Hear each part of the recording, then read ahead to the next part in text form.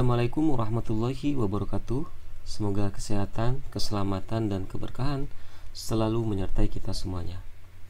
Bertemu lagi dalam pembelajaran online pada kali ini. Mudah-mudahan apa yang disampaikan nanti akan memberikan sesuatu yang manfaat tentunya.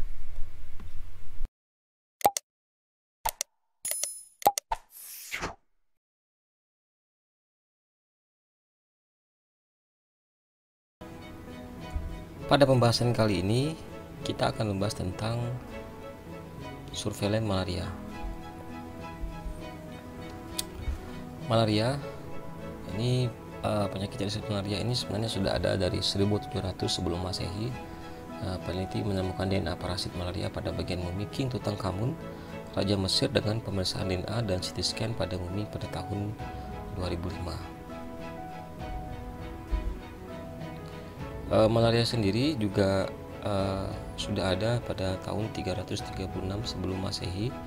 Alexander the Great diduga meninggal karena malaria setelah demam 11 hari diperoleh mungkin waktu melakukan ekspansi ke India.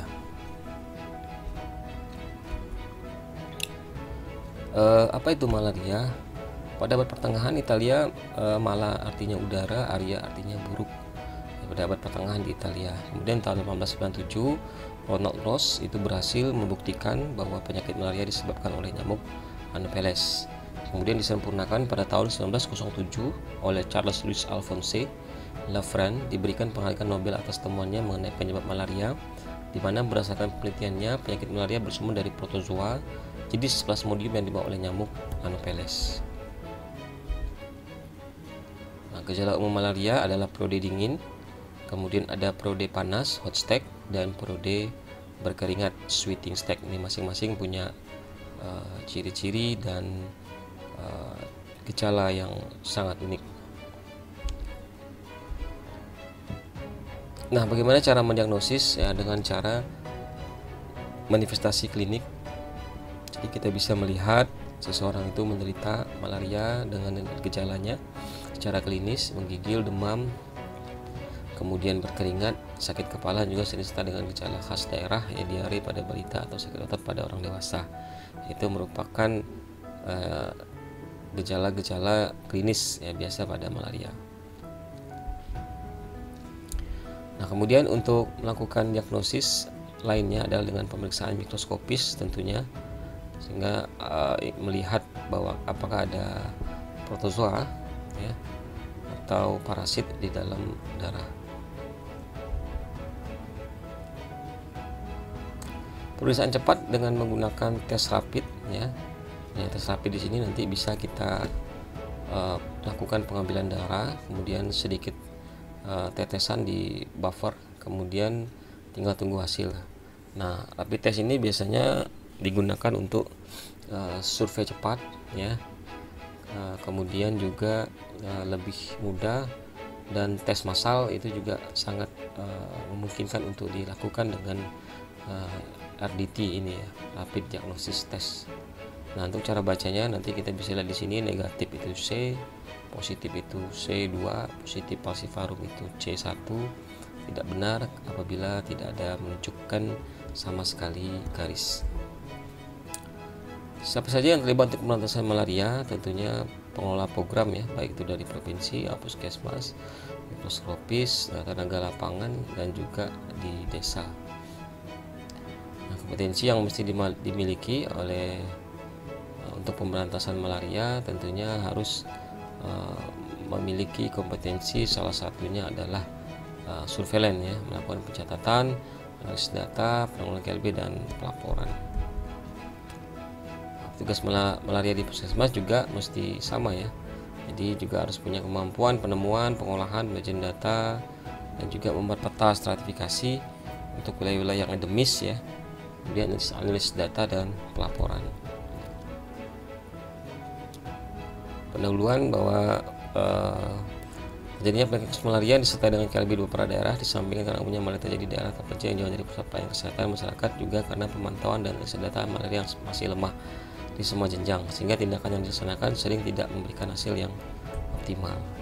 Maka dari itu, maka kita butuh suatu surveillance ya, sistem surveillance yang baik untuk mendukung keberhasilan dan mengatasi permasalahan tersebut. Surveillance malaria adalah kegiatan yang terus-menerus, teratur, sistematis dalam pengumpulan, pengolahan, analisis, dan interpretasi data, khususnya data malaria ya, untuk menghasilkan informasi yang akurat, dapat disebarkan dan digunakan sebagai dasar untuk melaksanakan tindakan penanggulangan yang cepat dan tepat disesuaikan dengan kondisi setempat. Nah, kegiatan surveillance ya sama ya, pengumpulan, pengolahan, penyajian, analisis, interpretasi, dan diseminasi. Tujuannya nanti agar bisa melakukan upaya-upaya sistem kewaspadaan dini ya, kemudian informasi cepat, akurat, dengan penanggulangan KLB secara dini, dan juga menggambarkan distribusi penyakit malaria berdasarkan orang, tempat, dan waktu. Nah, untuk penemuan penderita kita pengumpulan data ya. Nah, ini bisa dengan cara passive case detection atau active case detection. Nah, passive case detection ini seperti biasa kita bisa dapetin di puskesmas ya. Nah, sekarang ini zaman dulu ya, masih menggunakan pengumpulan data masih menggunakan manual seperti ini ya. Sekarang sudah semakin canggih, kita sudah menggunakan program. Nah, passive case detection ini pengumpulan interpretasi data malaria dilakukan pada semua tingkatan administratif. Nah, ini nanti passive case ya, nanti dilaporkan ya dengan menggunakan formulir ya. Nah, bahkan atau sekarang menggunakan program yang langsung terkoneksi, jadi langsung ketahuan ya.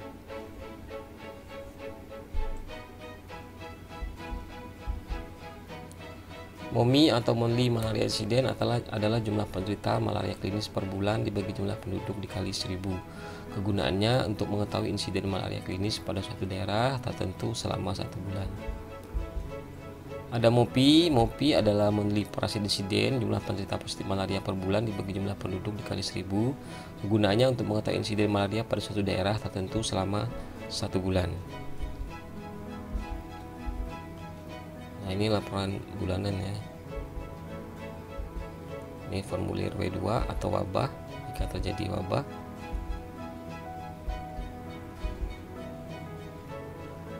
Active case detection ini bisa kita lakukan dengan survei ya, ataupun meningkatkan peran serta masyarakat ya, terutama dalam JMD dan Posmaldes dalam menemukan dan pengobatan penderita. Meningkatkan kemitraan dalam menjadi informasi malaria di antara sektor-sektor terkait. Nah, survei ini banyak sekali survei, Malaria survei, mass flow survei, mass fever survei, vector survei, dan environmental survei. Ini di samping survei-survei yang lain ya, survei nasional ya. Malaria survei atau mass blood survei adalah sasarannya adalah seluruh penduduk di wilayah tertentu dengan endemisitas tinggi. Ini biasanya dilakukan pemeriksaan pada anak umur 0-9 tahun. Kemudian anak umur 2-9 tahun yang diperiksa limpahnya. Nah, cara pelaksanaannya nanti kita ambil sediaan darah penduduk ya. Ini dengan active case ya. Diperiksa langsung di tempat, kemudian penderita positif diberikan pengobatan secara radikal. Waktunya biasanya pada saat puncak kasus. Kemudian dihitung nanti dengan spleen rate ya. Jumlah anak 2-9 tahun yang membesar limfanya dibagi jumlah anak 2-9 tahun yang diperiksa limpahnya. Kegunaannya untuk mengetahui prevalensi malaria pada suatu daerah tertentu. Kemudian ada parasit rate, kegiatan malametrik tadi ya. Jumlah malaria positif 0-9 tahun dibagi jumlah anak 0-9 tahun yang diperiksa sediaan darahnya dikali 100 untuk mengetahui prevalensi malaria pada suatu daerah tertentu. Hasil malametrik survei dasar nanti dituangkan dalam bentuk hasil seperti ini. Ada spleen rate ya, hypoendemis apabila spleen rate di bawah 10%, mesoendemis apabila spleen rate 10-50%, hyper 50-75%, dan holoendemis adalah lebih dari 75%. Kemudian parasit rate PR kurang dari 2%, medium prevalence area PR 2-3%, dan high prevalence area PR lebih dari 4%. Nah, nanti disesuaikan dengan tandanya. Arsir ya. Ini terutama untuk dalam pembuatan peta biasanya. Nah, seperti ini ya. Jadi nanti PR ya, PR nanti PR 2%, PR 2 sampai 3%, PR dari lebih 3%. Ini bisa dilihat dari arsir-arsir garisannya. Nah, warna juga punya makna ya. Nanti kita lihat bagaimana warna bisa memberikan makna. Mass Fever Survey ya, ini survei pada seluruh penduduk yang demam. Mass Flu Survey, survei kepada seluruh penduduk daerah endemis yang tidak mengalami gejala klinis. Environment Survey, iklim, musim, dan lain-lain sebagai bahan penunjang untuk analisis. Vektor Survey, penyebaran vektor, musim kepadatan vektor, tempat pendudukan, dan lain sebagai bahan untuk menyusun stratifikasi.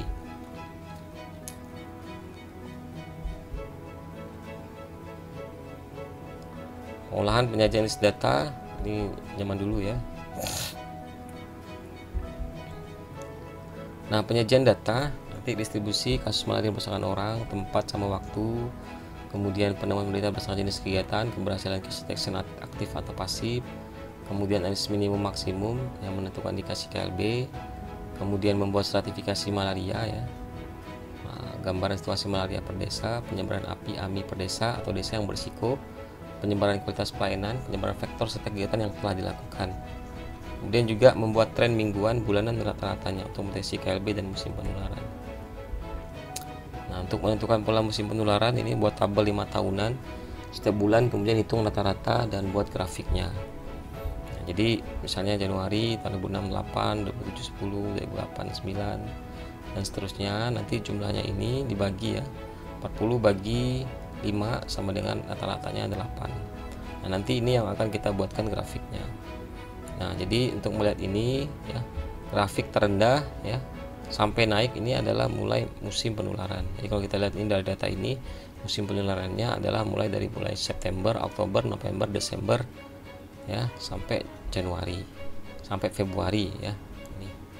Nah, jadi musim-musim penularan.